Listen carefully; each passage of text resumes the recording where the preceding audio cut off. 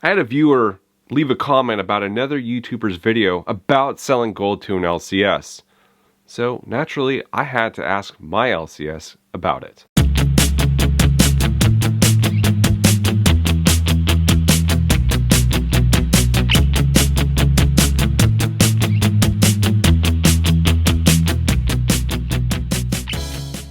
Hey everyone, welcome to Campbell's Coins. So, Silver Seeker released a video about selling 1-ounce gold eagles and gold maples to various coin shops and posted a video of the results of what each shop was willing to offer him over the phone for these pieces. It was a great video highlighting how important it is to call around to find the better deal when selling your gold and or silver. His video also highlights why buying gold eagles is such a good idea, with 5 of the 7 shops offering more for the gold eagles over the gold maples.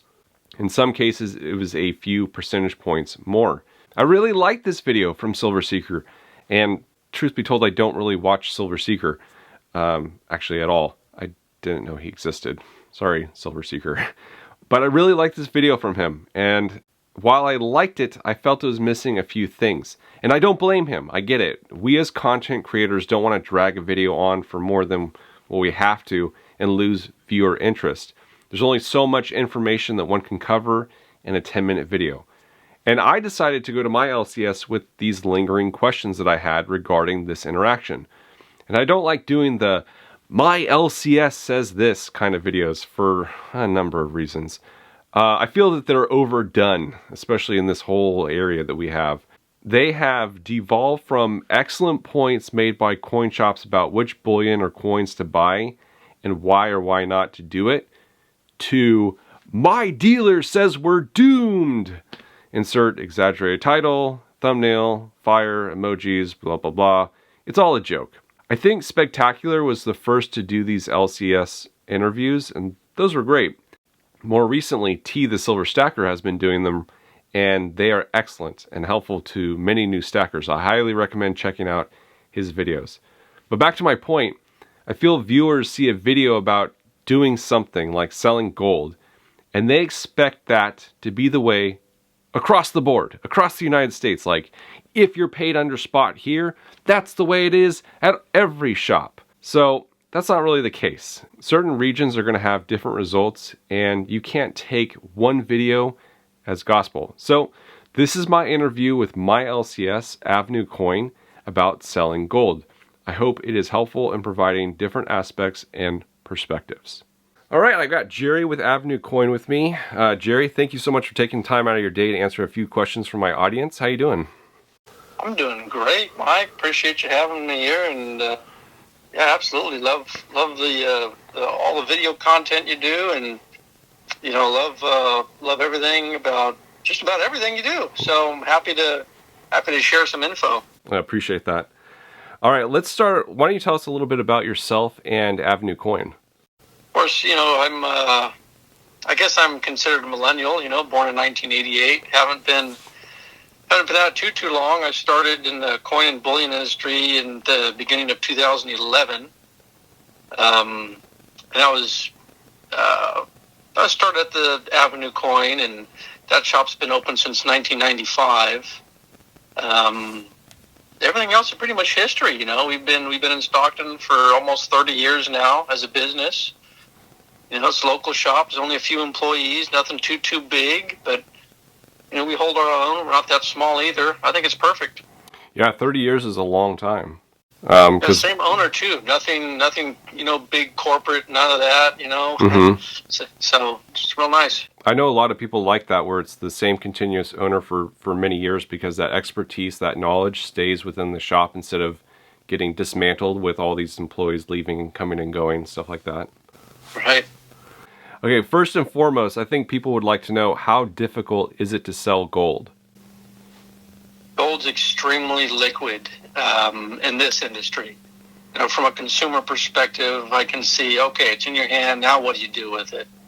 Well, reality is, you just take it to your local coin shop, and you just walk in and they buy it, and sometimes those transactions take less than 30 seconds. I mean, it's quicker than going to the ATM machine at your bank. Mm-hmm. It's very easy, very easy. Well, so does your shop only buy like gold coins and bullion, or do you buy other types of gold? We're an interesting business. I think there's a lot of coin shops that focus primarily on either numismatics and then dabble in bullion here and there. Some other shops that are newer maybe be highly concentrated in bullion and only dabble in numismatics a little bit there.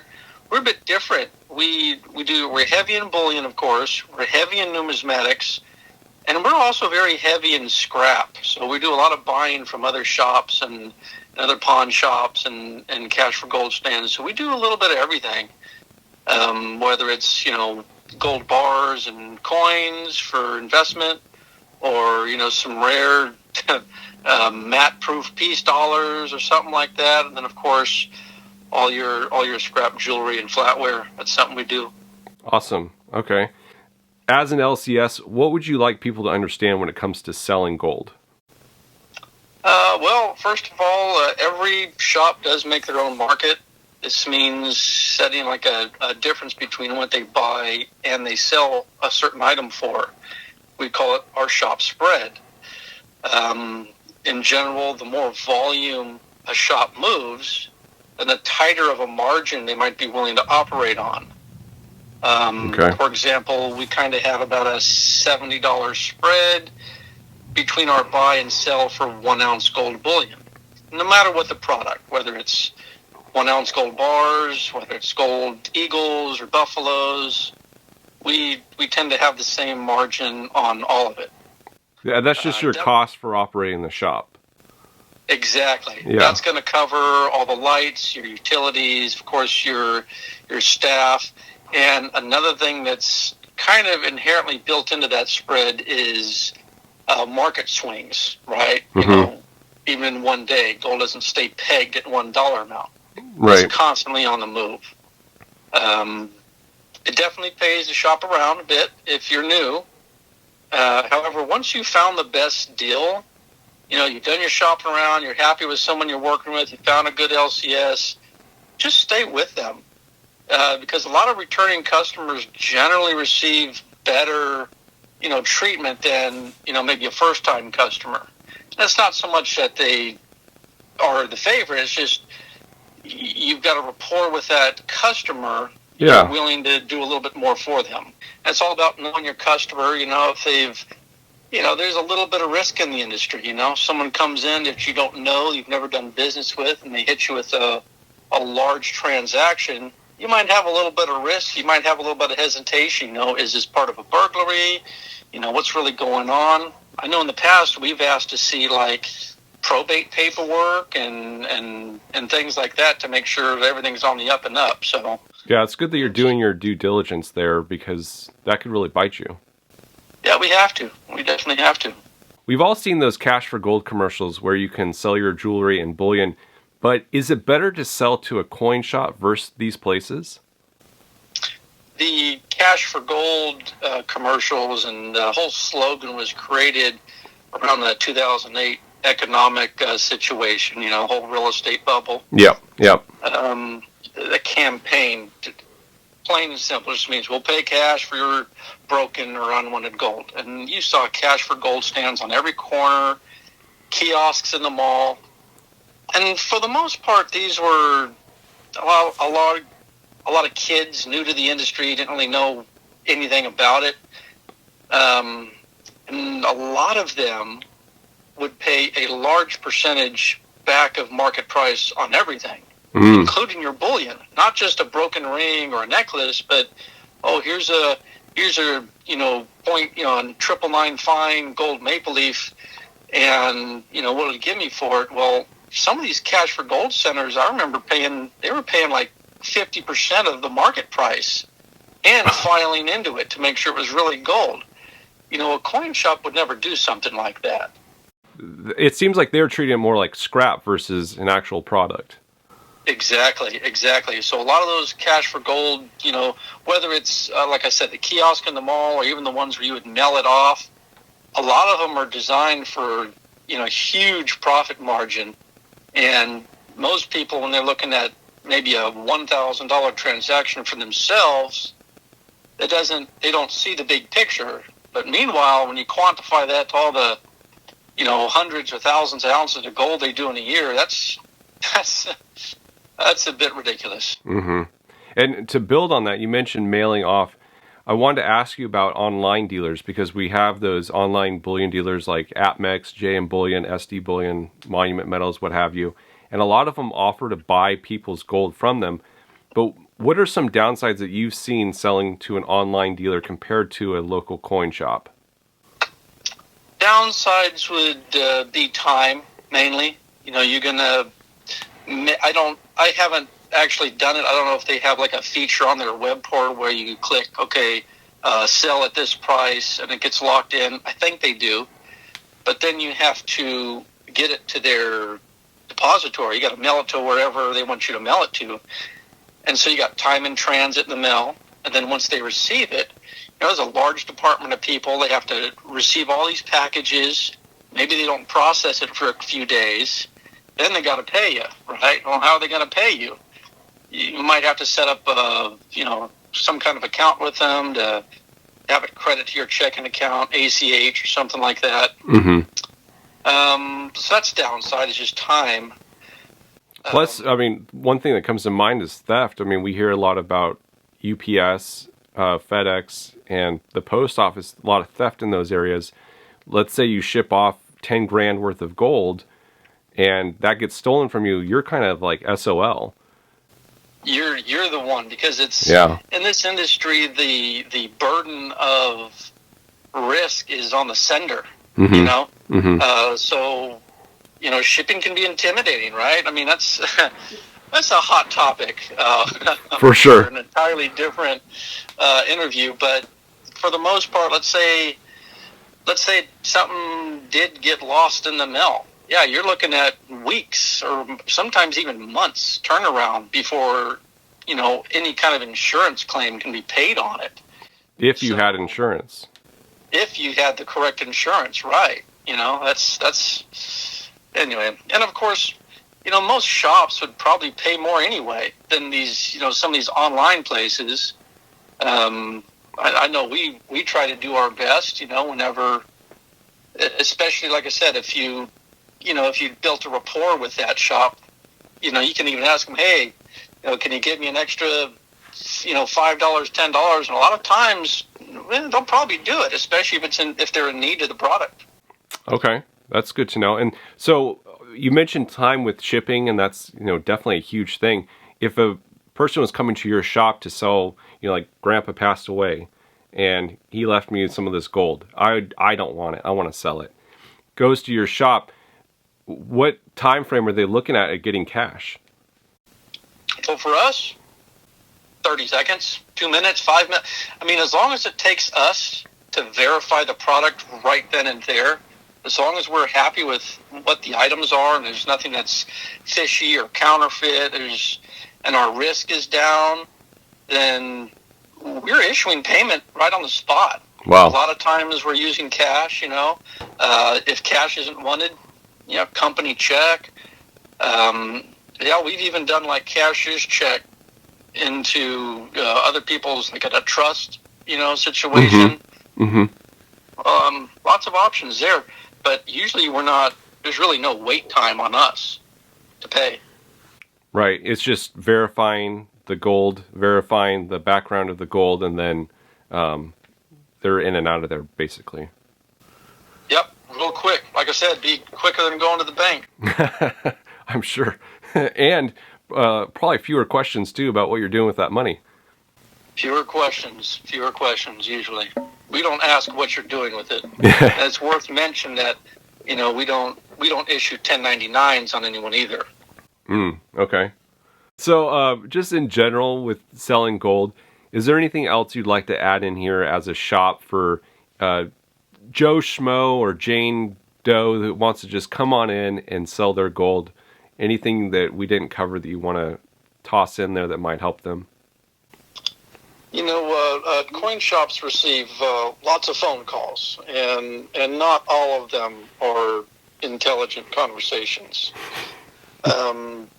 Sometimes you may accidentally be quoted the wrong amount, Maybe it's because we're inundated with customers in front of us, or maybe it was something, there was a misunderstanding of when you were describing the items, you know? Mm-hmm. So if for some reason you might feel that, you know, the price wasn't accurate, call back again later, you know, or physically go down there and get some clarification. It doesn't happen that often, but I mean, even today, I catch myself hanging up the phone with somebody and then just staring at the ceiling like, oh crap, I screwed that up. Yeah, everyone makes mistakes, and when you're busy and you've got people in front of you, or there's loud distractions, it's difficult to always be 100% on your game. Right. It definitely happens. It just happens. Can't win them all, they say. Another thing is, you know, let's say you purchased material, right, and it was given to you in some kind of a container, whether it's, you know, a little plastic flip or a tube, or maybe you have some more modern, like proof Gold Eagle material that has little velvet box with a COA. Please just keep it in that. Just don't take it out and play with it.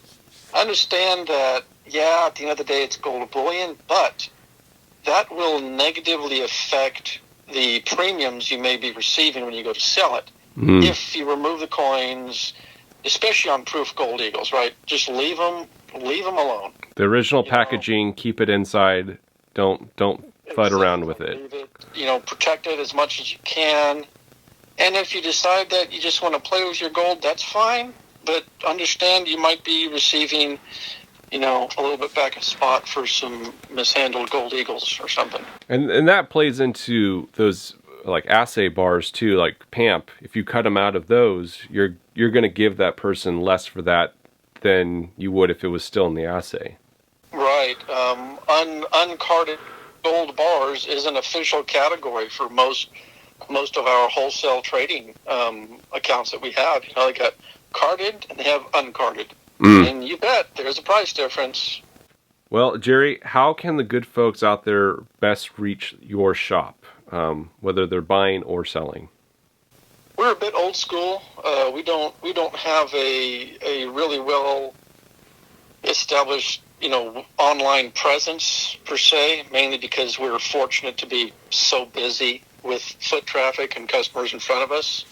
Of course, obviously, more than welcome to come in. Phone calls are definitely, you know, pick up the phone and call people. That come on. Why don't you give everyone your phone number just so that we have that?